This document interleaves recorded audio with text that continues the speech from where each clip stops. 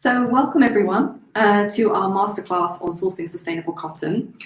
First of all, I would like to say thank you for joining us today. This is the first in a series of masterclasses that we are running, and we are thrilled to be joined by so many of you for our first one. So I'm going to begin by giving you a rundown of today's masterclass agenda, and then I will go over some housekeeping rules.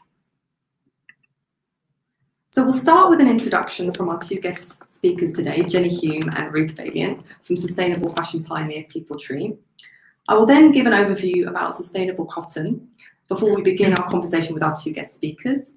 And then at the end of the masterclass, we will have about 10 minutes for you to put your questions to both Jenny and Ruth.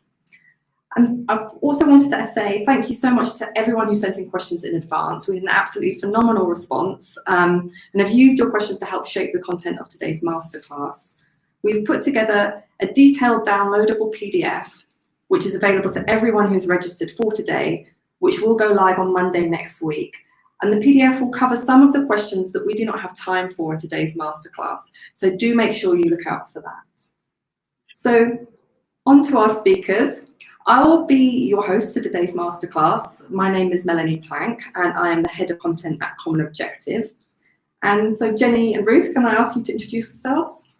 Hi everyone, my name is Jenny Hume and I'm head of buying at Peopletree.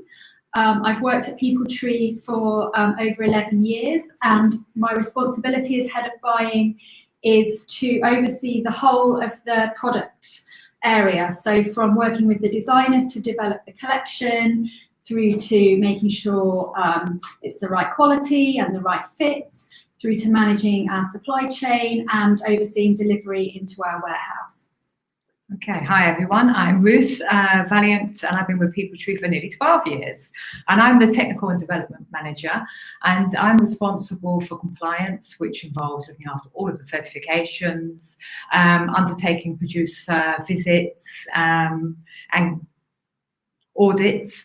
I oversee all of the sourcing for fabrics and producers, and I manage the technical and production team. Great, thanks both. So I'm going to be talking to Jenny and Ruth in about 10 minutes approximately to find out more about how Peopletree works with sustainable cotton and some of the practical considerations that any brand thinking of sourcing sustainable cotton needs to consider. But to start with, for those of you who are not familiar with Common Objective, a brief introduction about who we are and what we do. So Common Objective, or CO, is a global information and sourcing network that supports fashion professionals and businesses to succeed in sustainability. So sustainability has become a license to operate in today's industry, but the solutions and information around it are fragmented. Our aim is to bring the industry together around a common goal of great fashion that doesn't trash the planet and positively impacts those who work in its supply chains. We do this by leveraging the power of community. When you sign up to CO, you get a personalised dashboard with recommended connections and information to help you in your role. Through our offline and online events, like today's masterclass, for example, we also facilitate peer-to-peer learning to accelerate change across the industry. And now a quick word from our sponsor, Dibella India. So Dibella India is a sustainable apparel manufacturer based in Bangalore, India. It's founded by Sriranga Rajan, who was former head of cotton at Fair Trade. And Dibella India really puts the farmers at the heart of what they do. Working with cotton farmers at Chetna Organic Cooperative, Sriranga has really built up a strong supply network of mills, dye houses, and weaving mills, and it's actually opened another factory just this week. So Dibella India really prides itself in delivering innovative, sustainable products, particularly on woven shirtings, in fair trade and organic certified cotton. They also are able to offer other blends of other sustainable fibres, and they often are able to do what others say is impossible. Customers include Nudie Jeans, Knowledge Cotton, Sandquist, Arthur and Henry and more. And to give you a sense of scale, the new factory will employ 490 workers with the capacity of 110,000 shirts a month. So Dibella India is also able to offer sustainable packaging solutions, as well as recycled polyester labels, recycled cotton paper hang tags, which interestingly are made from waste from the production process itself, and compostable biodegradable poly bags. We'd like to thank Dibella for their support for this masterclass, and we'll be providing Dibella's contact details at the end of today's session if you would like to get in touch with Sriranga Rajan to find out more. So moving on now to the overview of sustainable cotton. So some statistics to set the scene, of which some of you I'm sure will be familiar. 80% of the world's cotton is produced in just 6 countries, and a staggering 350 million people are employed in cotton production and in ancillary services, while only 3.3% of organic cotton currently produced is organic. So given cotton's impact on both planet and people, a number of initiatives have emerged to support better farming practices, better income for farmers, cleaner processing, etc., which I'm sure, again, some of you will be familiar with. These range from the Better Cotton Initiative on the one hand, which many high street brands work with, which aims to improve farming practices, but also permits genetically modified seeds and pesticides, to organic cotton certified bodies such as GOTS, with strict environmental criteria, including around the use of chemical inputs and restorative farming practices, and fair trade, which is the only standard that sets a premium fair price and pays a fair trade premium for farmers to invest in social development. I'm not going to go through all the other certifications in the interest of time, but we have produced this handy guide to cotton certifications, which makes for easier comparison between the various initiatives. And this will be included in the downloadable PDF, which I mentioned already, which will be going live on Common Objective on Monday. So do look out for that. To add, in the download, we will also provide the details of some of the suppliers of organic, fair trade and sustainable cotton, garments and fabrics. And we also have, on Common Objective, other resources available to help you. Our 3 free tools article, bit of a tongue twister that one, is actually helpful if you are sourcing at scale and interested in developing sustainable cotton supply chains yourself or developing a cotton sourcing strategy. So do have a look for that article in particular. We've also had some questions about sourcing and working with recycled cotton and alternatives to cotton. So recycled cotton can be mechanically or chemically recycled, but most of it at the moment is mechanically recycled, which due to the harshness of the shredding process results in shorter fibre lengths and ultimately lower quality cotton. However, this can be worked around by blending recycled cotton with other sustainable cotton to achieve a sustainable quality, a suitable quality. So recycled cotton is, an interesting option. We're not going to go into detail about that today. We're going to focus much more on GOTS, certified organic cotton and fair trade. But it's also worth noting that recycling is a key step, obviously, towards a circular fashion economy, but that the energy inputs used in recycling should also come from renewable sources to be truly circular. To find out more, have a look at our Cotton Switch Guide on Common Objective for more information. And we look at companies such as Recover, Ecotech, which is used by Eileen Fisher, Pure Waste, and Eco2Cotton. Renewal Cell and Evernew are also worth checking out. They take pre- and post-consumer cotton waste and turn it into a man-made fibre which has the drape and functionality of viscose or lyocell. So that gives a very quick overview of sustainable cotton. But as I said, we have lots more information in our downloadable PDF, and there are numerous resources on Common Objective to help you source more sustainable cotton or a suitable alternative. So now I would like to welcome back Jenny and Ruth from Peopletree, who are going to tell us a bit more about what it's like to work with sustainable cotton, the challenges as well as the opportunities, and some of the kind of key considerations that you should consider if you're thinking of doing the same.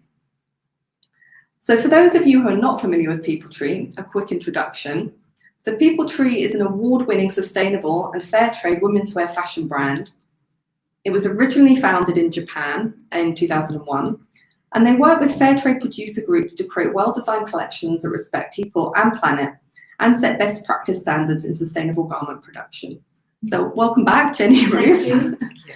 So perhaps I can start by asking you, how much cotton do you use in Peopletree, like as a percentage, of your business? Yeah, so cotton is integral to Peopletree's product and our business, and has been from when we started. So, for example, in 2019, 85% of the products we've bought have been made out of cotton, and 98% of that cotton has been organic cotton.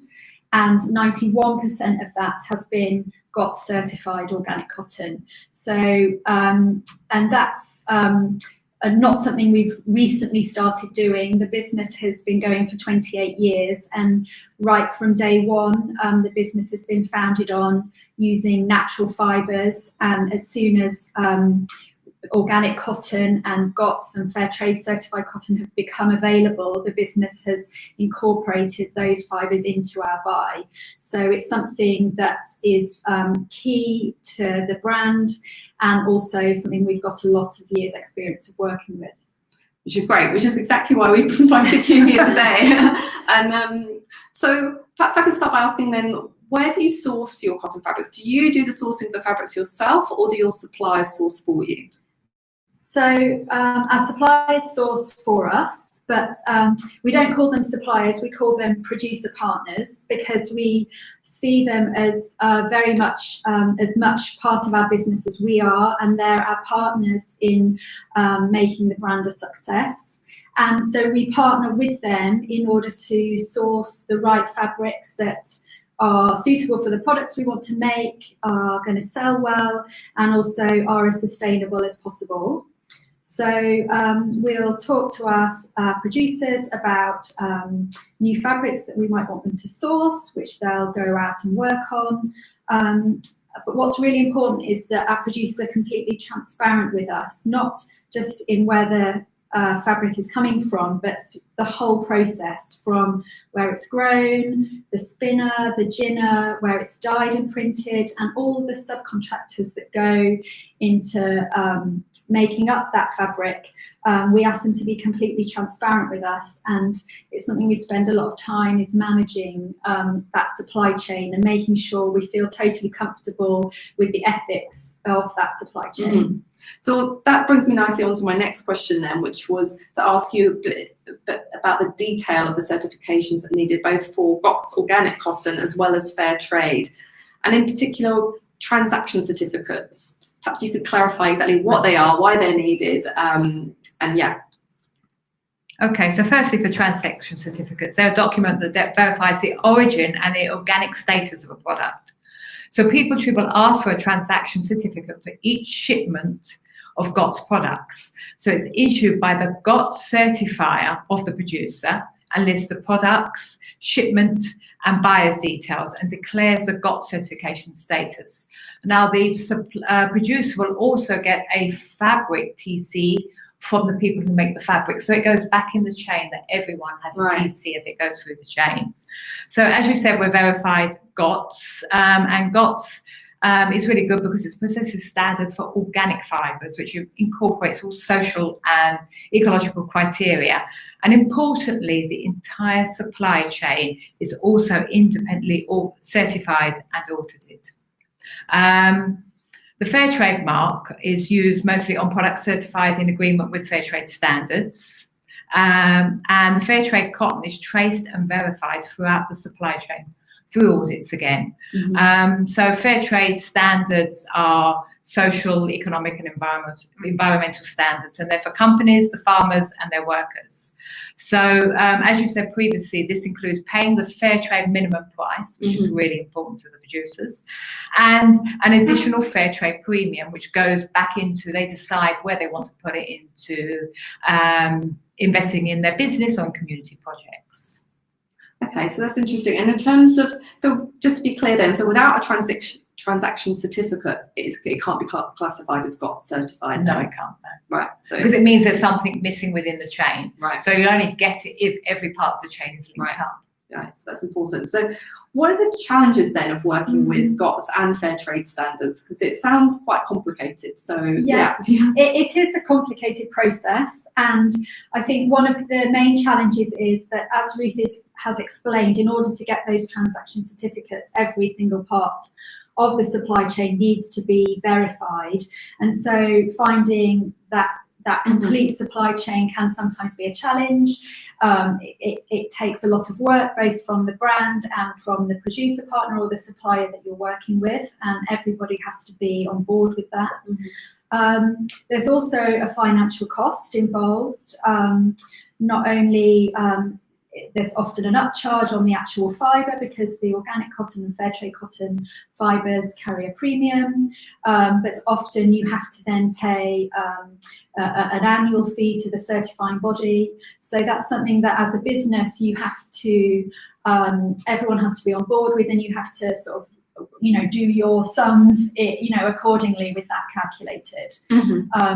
And then just there's a people cost as well. Everyone in the business at Peopletree is involved in ensuring that we have these certifications. So that's from Ruth and myself working with the certifying bodies and working with our producers.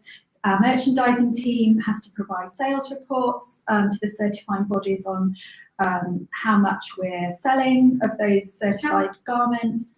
Our finance team obviously are involved in the financial aspects of that.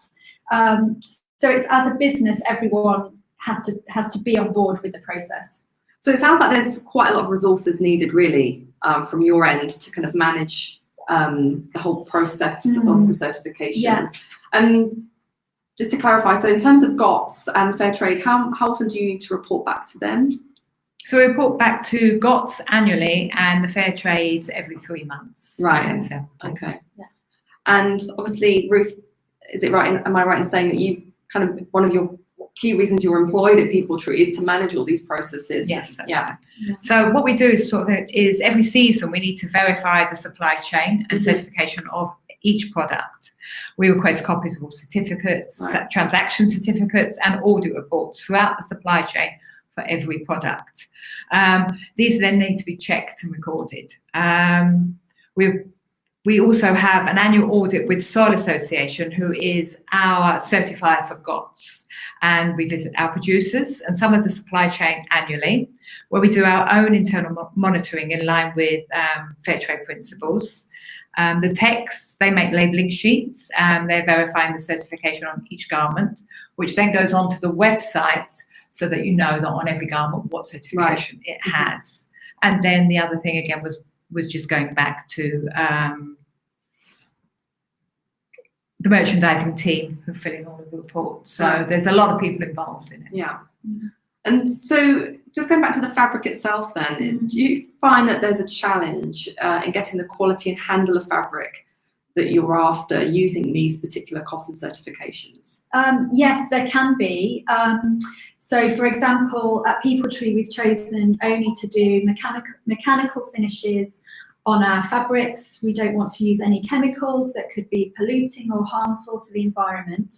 So that can affect the final finish or the final softness or hand feel of a fabric. So that's something that our designers have to be really aware of when they're designing the collection. Another example is a few years ago we were wanting to introduce a much finer, longer staple length cotton into our range, and we found we weren't able to source that within our current supply chain that is also got certified. So again, our designers then had to sort of rethink the products that we were offering and look for other options and other solutions. Another example of something we've worked on in a long time is we wanted to expand our winter offering, but keeping it to organic cotton. So we worked on a quilted fabric where both the outer of the fabric and the wadding inside were all certified organic cotton. And that's a project that we have been able to launch this winter for autumn-winter 19, but really it's taken several years of us working with our producer partners to actually develop that fabric. So a lot of work goes into it, and it's something that we really plan ahead for, but for us we think it's really important to have that cotton that's super sustainable and certified. So just picking up on there, I'm just going to jump ahead slightly and ask then, in terms of fabric development, what's a kind of a typical amount of time then that would take? Because it sounds, like I said, pretty involved. Yeah, it really varies. So, for example, that quilted fabric that I just mentioned, we did work on that for 3 or 4 years before we were able to actually launch that product. So that's been a really long-term project that we've been working on.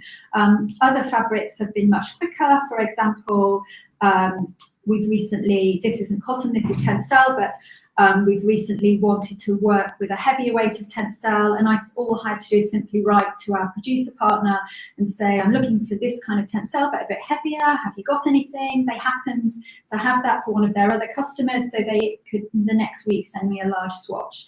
So that was a very quick process, but it can be very long. So really, it's very variable, depending on what you want. Mm-hmm.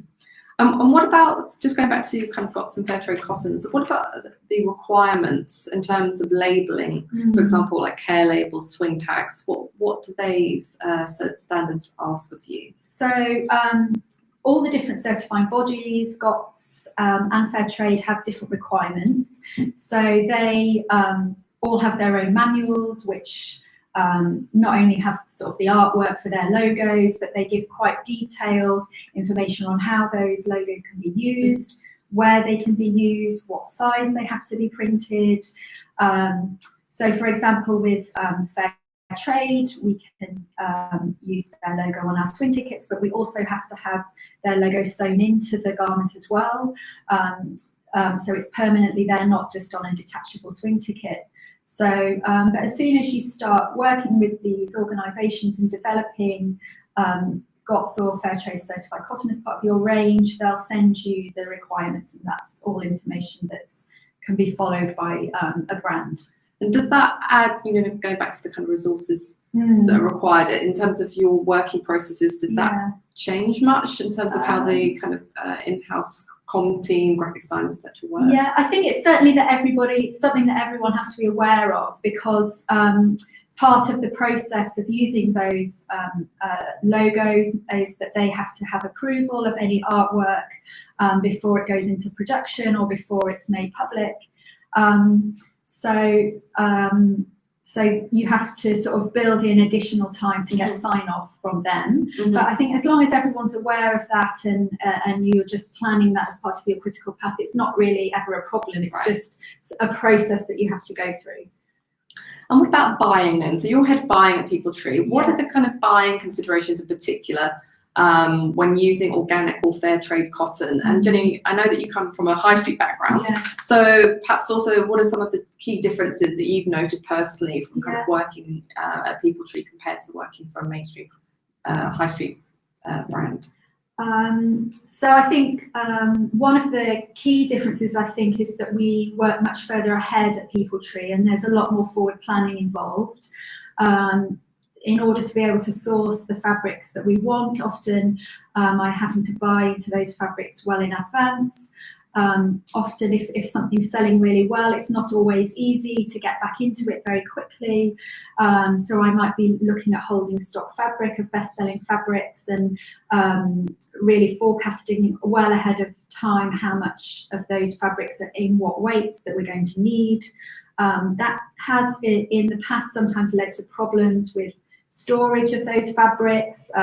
Occasionally I've thought I've got a lovely stock of our core fabric for leggings, and suddenly it's gone missing or been damaged, and and then it's much longer to get back into that product. So there can be frustrations around that. Another aspect of what we do at Peopletree to do with being fair trade is that our producer partners are all very open on their costings, so they provide me with open cost breakdowns, and I can see exactly what's gone into making up the cost price of the garment. So from the fabrics and the trims to the wages that go into the different workers, to the producer partners' own administration fee and their own profits.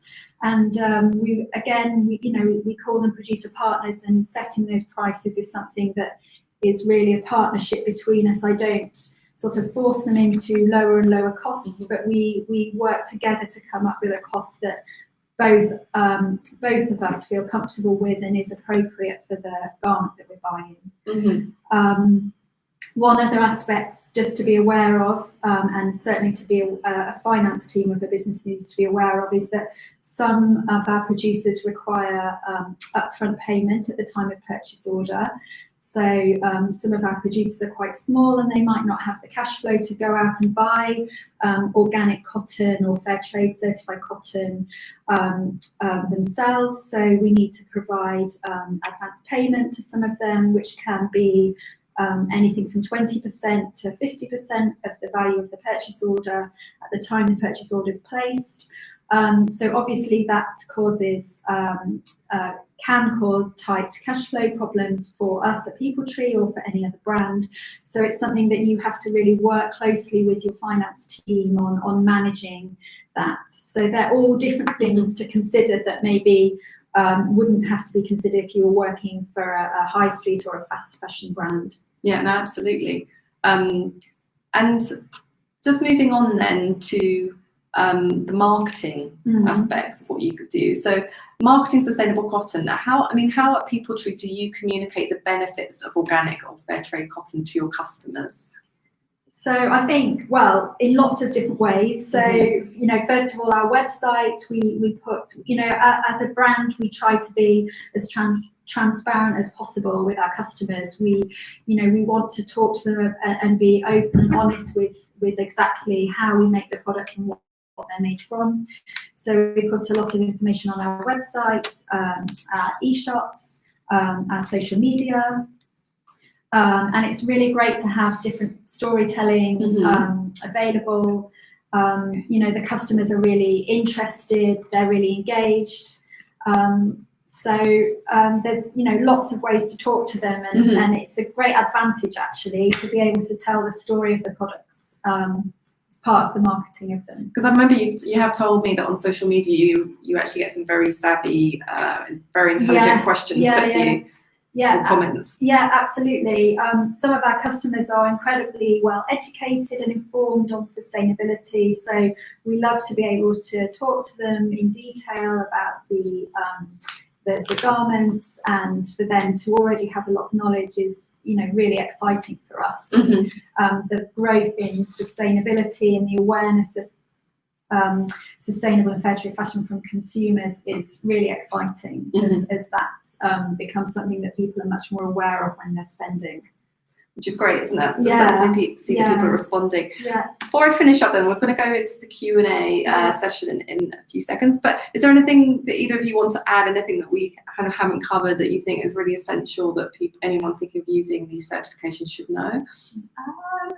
No, I think the main thing is, although there is extra work involved and extra financial costs, just not to be put off, I think, because you can make such beautiful, ethically made products from these sustainable materials. I think, it's worth the extra work involved. So I think we'll jump to questions then. So let's have a look what we've got. So first of all, question to Ruth. You get to go first. So does organic cotton use more water? Okay, there is this myth that organic cotton uses more water. I don't have all the figures here, but I think if you go on the Soil Association website, they've got lots of details about this. Now, we work with Chetna, one of the biggest organisations, and all of the cotton we use in India comes from rain-fed areas, which means that there's no supplementary water used at all. And with all the methods that they use for organic cotton without using fertilisers, pesticides, the way they grow the cotton, there isn't any extra water needed. I think sometimes what skews the information is when they try to compare American cotton to Indian cotton, right, or countries that they have more rain. So it's very difficult, but no, it's not true. Okay. Yeah. So next question then, why did Peopletree favour GOTS over BCI cotton? I think it's Ruth again. It's probably either of you. It's a completely different thing. BCI cotton. I'm not sure how long BCI cotton has been around, if I'll be honest with you. Yeah. But we've always used GOTS, which was one of the first from the beginning. And BCI cotton is a great stand, and I think it's great that high street companies are taking them on. But I think that it's not organic, and it doesn't cover all of the areas that GOTS covers. So I think it's much better if you could be GOTS. But I think if you want to start out by being BCI, that's great. It's a start in the right direction.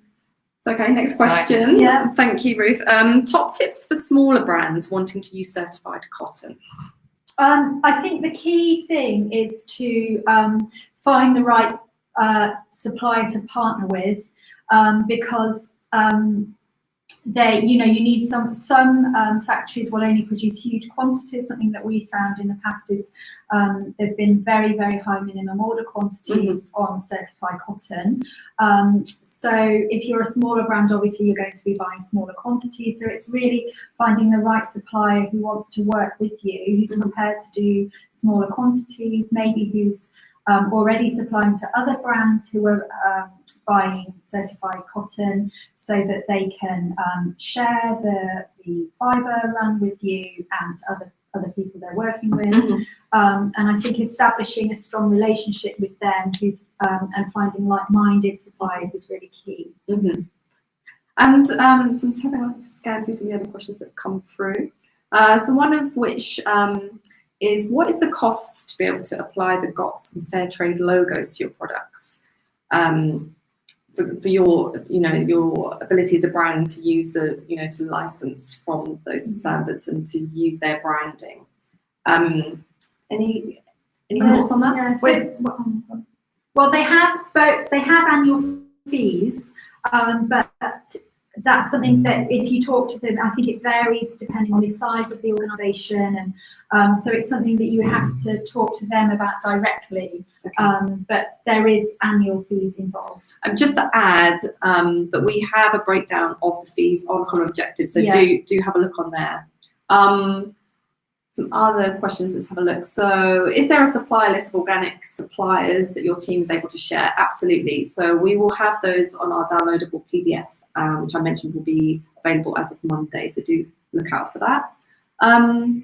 Moving on then, so for the certifications that Peopletree use, how does it work in terms of certification with regards to spinning and ginning, particularly in Africa and India? But I'm not sure you work in Africa, do you? It's India. We work in India. And I mean, they're all got certified all the way from the beginning. So it starts from the seed to the spinning to the ginning. And as I said, what will happen is, whether it's Fair Trade or whether it's GOTS, they will have to have a transaction certificate before it can move to the next part to certify first the seed, then the spinning, then the ginning, and it goes through. Okay, another interesting question here. So do you plan to integrate circular principles into your collections in the future? So circular is obviously getting a lot of attention at the moment. It's become a real buzzword in the industry. Where does Peopletree stand for the moment? It's something, we're always looking to what more can we do? How can we improve? What else can we do in our supply chain? So it's definitely something that we'd look to do, or how we can implement that, how we can incorporate that into our brand in the future. And another question coming in, what printing/dyeing techniques have you implemented that are more sustainable? Well, the printing and dyeing techniques we use are all the GOTS certified techniques. So we only use the ones that they can do. So there are different ones. They're all over printing, placement printing. They've all got different names because it depends what part of India you come from, because they use different versions.